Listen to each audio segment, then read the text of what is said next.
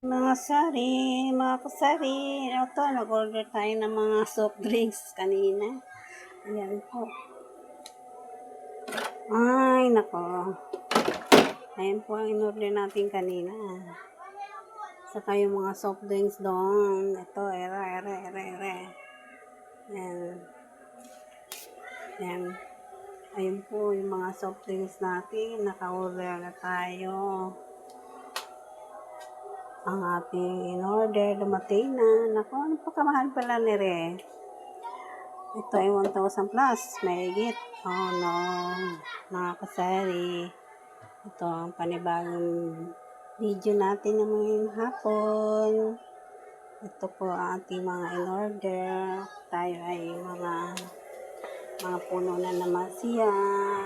Nakabili tayo na naman kanina. Pamimili lang natin.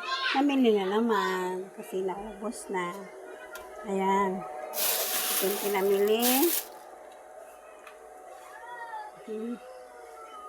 Puno-puno na naman. Tayo nag-order kaninang itlog. Nandun na, pinasok na natin sa ref. Para hindi masira.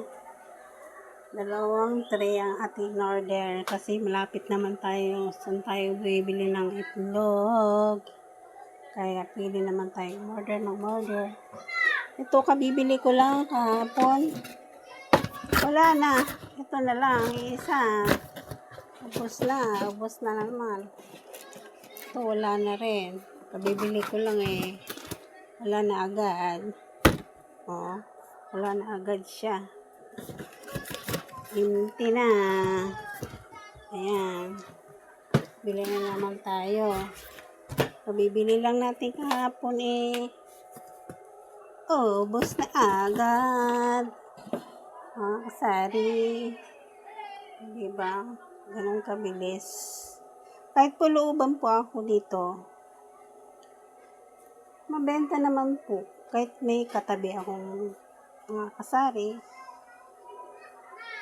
okay lang naman. Hindi naman akala ko hindi naman ako nag-isip na akala walang bibili. Huwag kayo mag-isip na may walang bibili sa inyo. Ang isipin nyo, merong bibili. Okay lang na yung ayaw sa inyo mga kapitbahay na ayaw bumili sa inyo. Baka yumaman tayo sa pag sila bumili sa atin. Okay lang yun. Ako ganun eh. Kung ayaw sa akin, okay. Kung sinong gustong bumili sa akin, tumayo dyan sa harapan ko, sa akin siya bumibili. Oh. Diba? Huwag tayong mamilit ang taong ayaw. Diba? Natin yung kayayaman. Kung ayaw nilang bumili. Diba mga kasari? Tayo hindi marunong umainggit. Dahil pag umainggit tayo, hindi gagaan ang pamumuhay natin.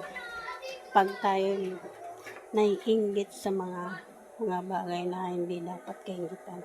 Kasi pag nainggit ka sa ibang bagay, sa tao, hindi gagaan ang pamumuhay mo, hindi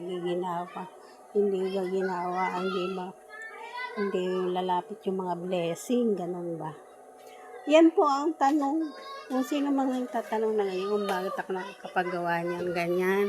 Mga estante. Yung mga estante ganyan. Ito, nauna ko pinagawa yan. Dahil sa pag-iipon lang po naingay lang ng kapitbahay natin mga bata. Pag-iipon ng tig-20. Oo, mga kasari. Tig-20 lang po yan. Iniipon ko. Kapag nakaipon ako, pwede ko na magpagawa. Ganun po. Ganun lang po ako kasilap sa pera. Pag kumukuha kami dito, binibili din namin po. Hindi kami kumukuha lang ng kumukuha. Binabayaran din namin kahit bigas po. Oo, pati kape. Pag may kape, dito rin kami kumukuha ng kape. Yun, ganun po. Yan po ang aking tips sa inyo mga kasari. Mag-ipon kahit 20-20, 10-10. Malaki din po yan mga kasari. Yan ang pinapagawa ko kahit sa bahay. Pag inaayos ko yung bahay, sa tig-20 lang yan po. Sa paayos ko lang, tig-20. Mga kasari, kung sino man may gusto magpagawa ng mga ganyan, message nyo lang po ako at bibigay ko kung sino po ang ang gumagawa niya. Pero mga kasarit, iyan ang pang tip ko sa inyo. Thank you for watching. Bye-bye!